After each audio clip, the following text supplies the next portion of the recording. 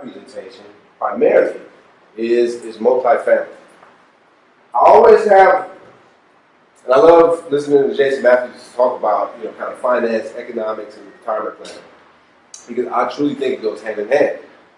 In all my years in real estate, I think some of the biggest mistakes I see investors make, agents and brokers make, we get too focused into just the deal, as opposed to what does the deal mean to us, right? What does the deal mean to our overall investment plan? What does the deal mean to our portfolio? What does it mean to our life? And it's easy to get wrapped up in that because it's so exciting. You're working deals, there's something going on. It's exciting and stressful at the same time, and challenging. So you get into it, it kind of consumes you. But we got to remember why we're doing what we're doing. And when it comes to investment property, it's only one reason. It's for a successful investment. So listening to what Jason Matthews is saying, I think this is a critical point in time, y'all. I think this is a very important time for everybody, no matter what your profession is, right? To be taking a real hard look at what your investment portfolio is doing today and where you want to take it in the future.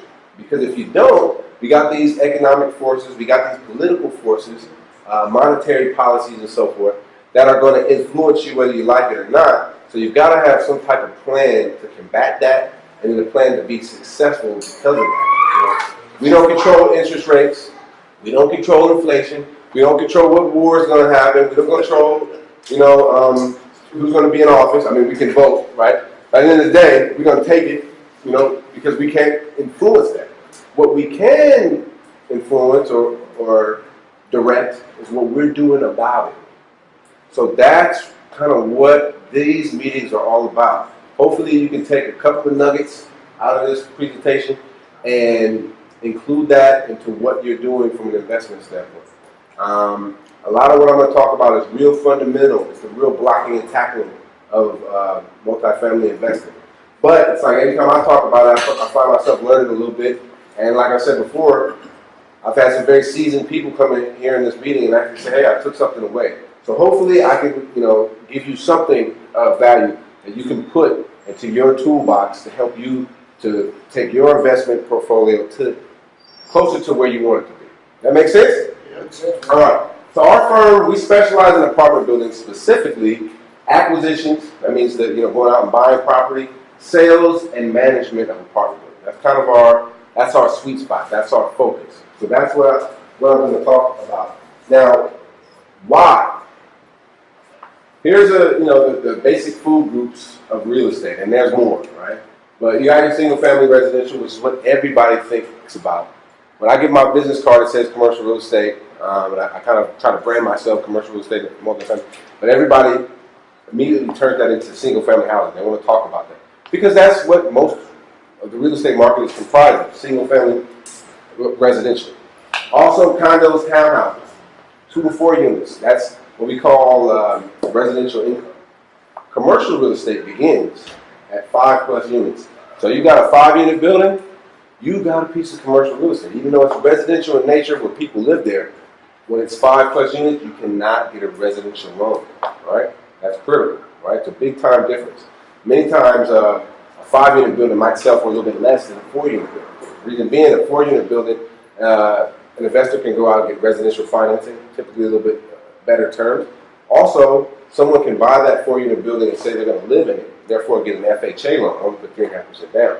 So that's a critical difference to understand. Once you go 5+, now you're in the commercial realm, which I think is a good place to be. All right?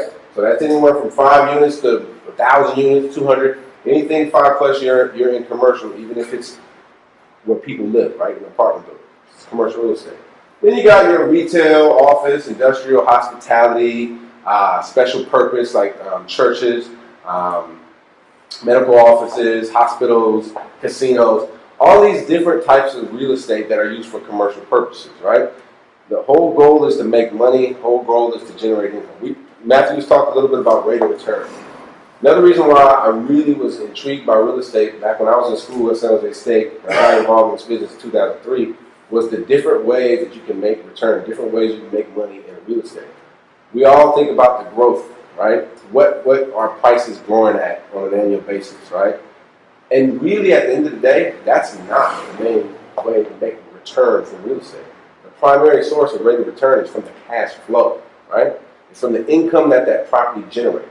Also, that's the key determinant to the value of that property, the income. That's why we call it income property, right? The income, when an appraiser comes in and does an appraisal in any type of commercial, office, industrial, multifamily, hotels, they're looking at what the income is, okay? And that income is going to be not the only, but the primary source of the determinant of the value of that property.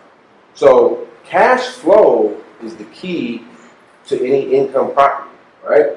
The reason why I like apartment buildings is because there is a better, more stable cash flow in good times, but more particularly in bad times, right?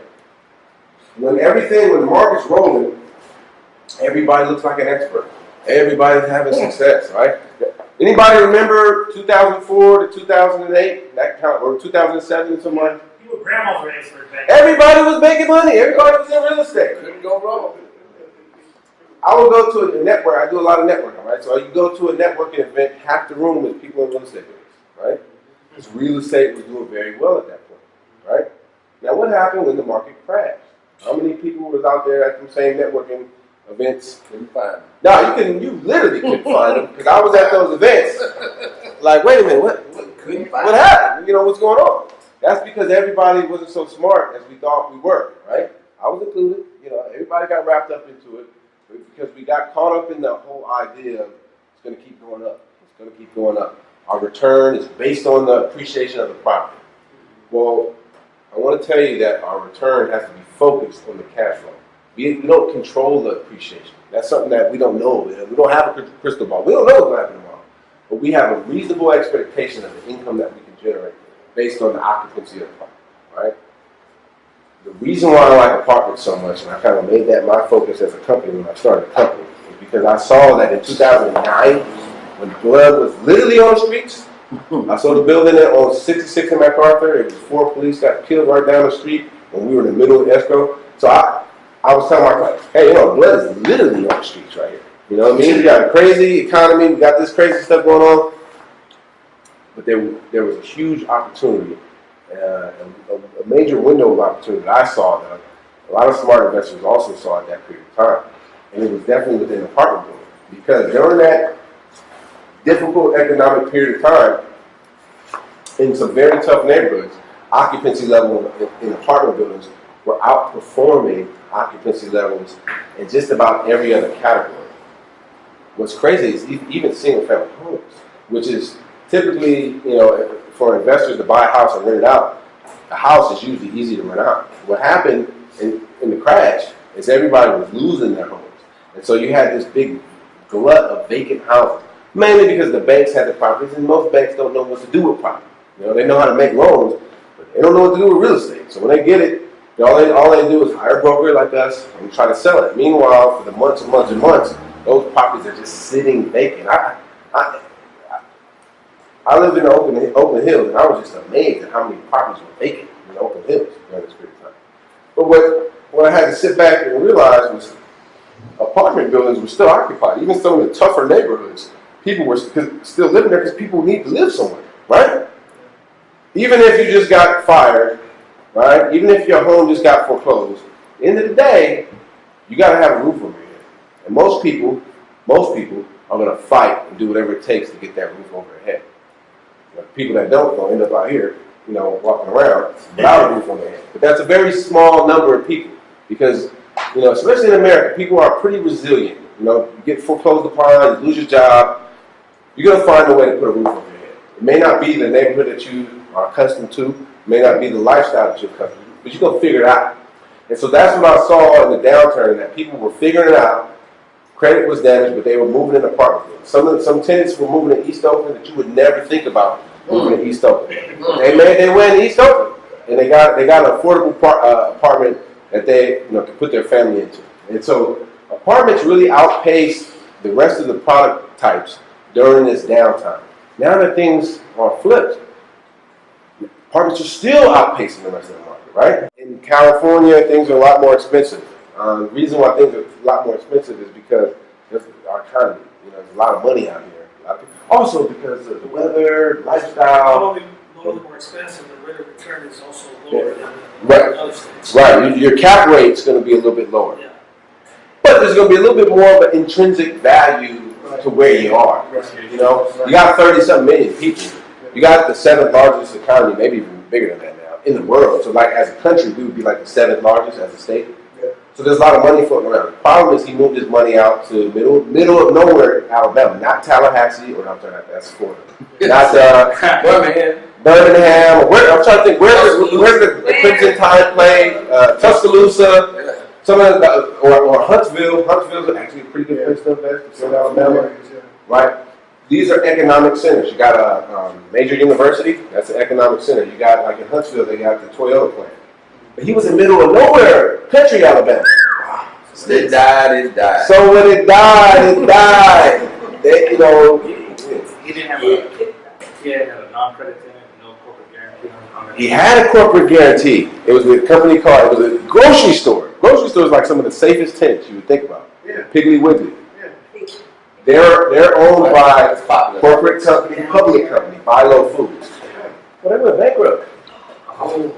They didn't worry about no guarantees, you know what I mean? They went bankrupt. Guarantees on Guarantees.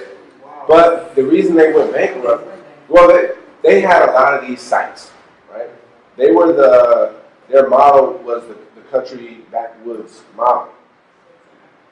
Even within this city, this town where he was at, the property was not located. It didn't have any frontage. It wasn't on the freeway. It was kind of tucked off. At the time, it was like a 9 cap rate, right? You saw, hey, 9 cap rate, let's go get it. Problem is, it was middle of nowhere, Alabama, so he lost his shirt. You know what I mean? Now, had he maybe rolled into some apartments in the middle of nowhere, Alabama, you see what I'm saying? He would have been able to weather the storm. But his plan was to roll triple net because the good thing about triple net properties, you don't have to do it. Right? I got my tenant in the front there, they're a beer company. All I do is collect the rent. I don't have to serve any beer. I don't have to chase it, do the maintenance. They do the maintenance. They do everything, right? That's the good thing about triple net. The bad thing, they're in there. But the bad thing was, when the economy hits in retail property, it hits. So just as a little bit of a lesson, if we are out of state, like we were talking about out of state, it's a good way to invest. Just wherever you invest, make sure that there's a good economic basis.